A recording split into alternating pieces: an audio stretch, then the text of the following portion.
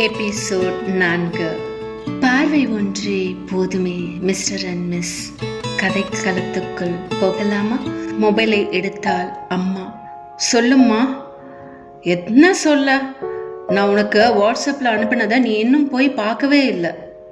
பார்க்குறேம்மா, இப்போவே பார்க்கணும்மா. சார்ஜில் போட்டு இருந்தேம்மா. நான் லைப்ரரிக்கு வரைக்கும் போகணும்மா. வந்து உனக்கு பார்த்து சொல்கிறேனே ப்ளீஸ். சரி, சாப்பிட்டியா? சாப்பிடும்போது தான் நீ கால் பண்ணா. சரி சரி, நீ போய் சாப்பிடு. அப்பா கேட்டா நீ தூங்கிட்டதா சொல்கிறேன். சரியா? தேங்க்ஸ்மா என்று சொல்லி மொபைலை மீண்டும் சார்ஜில் போட்டுவிட்டு வந்தாள். நின்று பார்த்தாள். சாப்பிட மனம் மறுத்தது. சற்றே லேசாக தலை வலித்தால் போல் இருந்தது அவளுக்கு. கையை காட்டுறவனை கட்டிக்கணும். அடுத்த வருஷத்துலேயே ஒரு பிள்ளையை பெற்றுக்கணும். அந்த குழந்தைக்கு செய்ய வேண்டியதெல்லாம் செஞ்சு வளர்த்து தன்னோட நிறைவேறாத எல்லா ஆசையும் அது தலையில் திணிக்க வேண்டியது. திரும்பவும் பழைய புராணம் பேசிட்டு எங்களை மாதிரி வருமா, நாங்கெல்லாம் வாழலையான்னு எங்களையும் அவங்கள போலவே ஆக்கிட வேண்டியது. ஒரு மஞ்சள் கயிறு அதை கட்டி எல்லாரும் சேர்ந்து போங்கன்னு உள்ள அனுப்பி வச்சு அதுக்கு பேர் தாம்பத்தியம். அதுவே எங்களுக்கு பிடிச்சவன் கூட பழகி பேசி அவனோட இருந்தா மானம் கெட்டவன். என்ன உலகம்டா இது? இந்த உலகம் மாற போறதும் இல்லை, எங்களுக்கு விடிவு காலம் வரப்போறதும் இல்லை. ஒரு நொடி அவள் மனம் புலம்பியது. பாலையும் பிரெட்டையும் அப்படியே வெறித்து பார்த்தாள். மனம் சாப்பிட மறுத்தது. பிரெட்டை கொண்டு சென்று குப்பை தொட்டியில் போட்டுவிட்டு பாலை ஒரு தட்டு போட்டு மூடிவிட்டு வந்தாள். பாத்ரூம் சென்றாள். கதவை அடைத்தாள். ஷவரை திறந்து விட்டாள். ஜில் என்று உடலை மொத்தமாக நனைத்தது. தலையில் ஏறிய அத்தனை சூடும் நீரோடு கரைந்து வெளியேறியதை அவள் உணர முடிந்தது. 5 நிமிடம் அப்படியே நின்றாள். ஷவர் டேப்பை மூடினாள். டவலை எடுத்து சுற்றி வெளியே வந்தாள். ஷெல்ஃபிலிருந்து தனக்கு பிடித்த இல்லை அவனுக்கு பிடித்த மஞ்சள் நிற ஆடையை எடுத்து போட்டாள். தலைமுடியை டவல் கொண்டு துடைத்து காதோறும் இருக்கும் முடியை எடுத்து பட்டர்ஃப்ளை கிளிப் கொண்டு இணைத்தாள். நெற்றியில் வட்ட வடிவ சிகப்பு பொட்டை வைத்தாள். துப்பட்டாவை எடுத்து வலதுபுற தோளில் போட்டு சுருக்கம் வைத்து பின் செய்தாள். சார்ஜில் இருந்த மொபைலை எடுத்தால் தன் சிகப்பு நிற ஹேண்ட்பேக்கில் எடுத்து போட்டுக்கொண்டாள். அதில் பணம் உள்ளதா என்று பார்த்தாள். 500 ரூபாய் நோட்டு ஒன்றும் 200 ரூபாய் நோட்டு ஒன்றும் 100 ரூபாய் நோட்டும் 2 சில சில்லறையும் இருந்தது. மறுபடி அதை உள்ளே போட்டு சாவியை எடுத்துக்கொண்டு பூட்டையும் எடுத்துக்கொண்டு வெளியே சென்றாள். வீட்டை பூட்டு போட்டால் செப்பல் ஸ்டாண்டில் இருந்து தன் வழக்கமாக உபயோகப்படுத்தும் லேசான ஹீல் உள்ள செப்பலை எடுத்து மாட்டினாள். நடந்தாள்.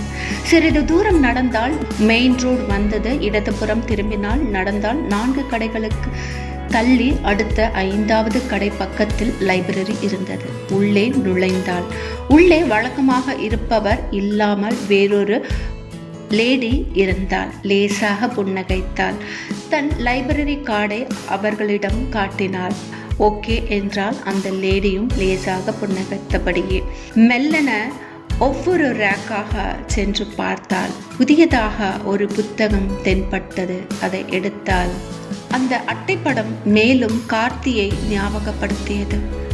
அவன் சென்ற பின்பே தன் தனிமையிலிருந்து தன்னை வெளிக்கொண்டு வர புத்தகங்களை நாடினாள். இன்று புத்தகம் மட்டுமே தன் உற்ற துணையாக மாறிப்போனது. திரும்பவும் படிக்க ஆரம்பிச்சிட்டியா? என் கூட கொஞ்சமாவது நேரம் ஸ்பெண்ட் பண்ணேன் பாரு. கார்த்தி, நாளைக்கு எக்ஸாம் இருக்கு. என்ன பொல்லாத எக்ஸாம்?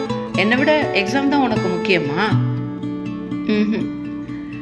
என்ன ஆமாவா? இல்லை தானே? பாரு, ஆமாவா இல்லையா? நான் இப்போ படிக்கக்கூடாது அதானே கார்த்தி? ஆமாம், சரி, நான் வீட்டுக்கு போயே படிச்சுக்கிறேன். குட். கிட்டவா? கிட்டவா சொல்கிறேன். கையை கூட. என்ன பாரு, அதுதான் கொஞ்சம் கஷ்டம் கார்த்தி. சரி, நீ என்னை பார்க்க வேண்டாம், மேலே பாரு.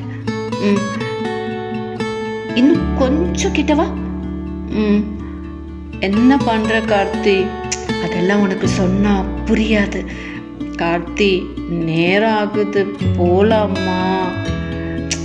என்ன, இப்போதான் ஸ்டார்ட்டே பண்றேன், அதுக்குள்ளே போலான்னு சொன்னா? பாரு, சொல்லு பாரு, சொல்லு கார்த்தி. பாரு, அதான் பாக்குறேனே, ப்ளீஸா பாரு. போ கார்த்தி. மேம் சொல்லுங்க. இல்லை மேம், நேரம் ஆகுது. இன்னைக்கு சண்டேனால கொஞ்சம் லைப்ரரி சீக்கிரம் க்ளோஸ் பண்ணிடலான்னு. அதான். ஓ சாரி, இதோ எடுத்துட்டேன்.